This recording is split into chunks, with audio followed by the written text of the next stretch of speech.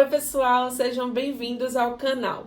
Hoje nós daremos continuidade às dicas para uma leitura mais eficiente. Então, peguem um cafezinho de vocês e vamos para o vídeo.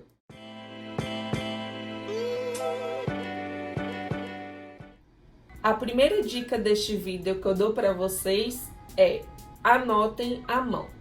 A gente vai ter alguns processos de anotação ao longo da leitura. Obviamente, isso depende do tipo de leitura que você está fazendo e quais são os objetivos com aquela leitura. Mas nesse momento inicial, quando você pega um livro para ler, a gente começa a fazer anotações ou no próprio livro ou então num caderno separado. Eu indico que as anotações sejam feitas nos dois materiais.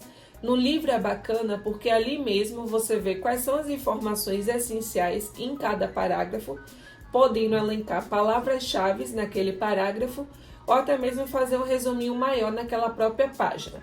Além desse resuminho e das palavras-chave, anotar no livro também é bacana porque você pode, por exemplo, não ter entendido alguma ideia ou algum termo, ter feito uma pesquisa para compreender esse termo e ali mesmo no livro você pode colocar a definição daquela palavra, seja num post-it ou seja na própria página do livro. Bom, partindo da minha experiência, eu tenho 3 etapas de anotação. A primeira é justamente essa, as anotações no próprio livro e num caderno. Depois eu pego essas informações e jogo para a plataforma digital, onde eu transformo essas anotações em fichamentos de resumo e, quando necessário, de citação. Depois, se realmente é uma leitura que eu preciso estar sempre revisitando e nem sempre eu vou ter o tempo de ler os fichamentos ou aquelas anotações que são mais longas, eu transformo tudo isso em mapas mentais ou em fichas com tópicos.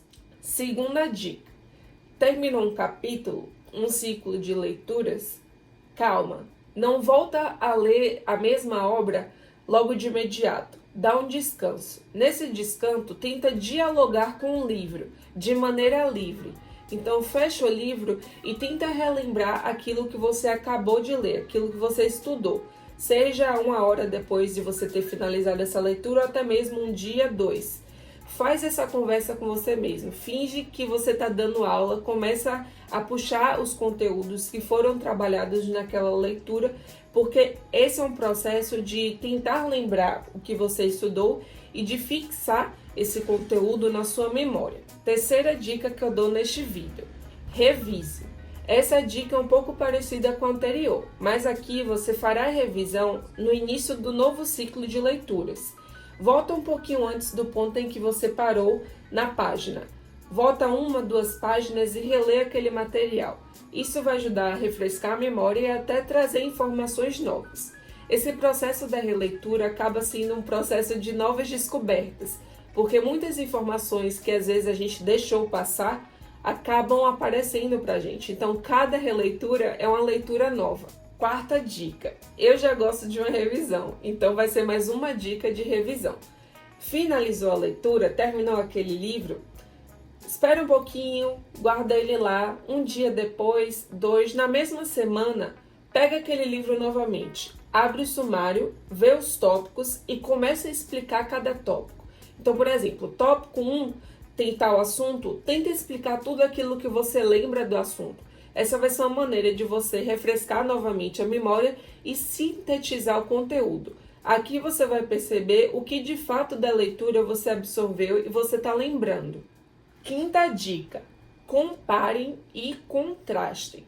Aqui a gente vai pegar um pouco do fio de um estudo comparado e desse processo investigativo. Tragam novas leituras daquela leitura que você acabou de fazer.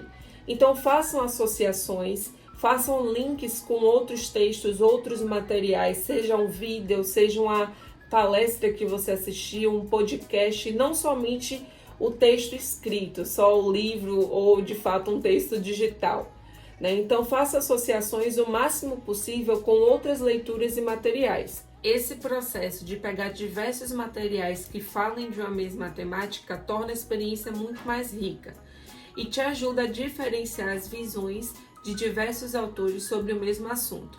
o que cada um desses autores pode agregar, ou até mesmo fazer eliminações, fazer uma seleção mais apurada de que material você vai utilizar. Contrastar e comparar vai te ajudar então a selecionar, a ver recorrências de um texto para o outro e a tornar a experiência muito mais completa, já que você vai fazer assimilações com outros conteúdos.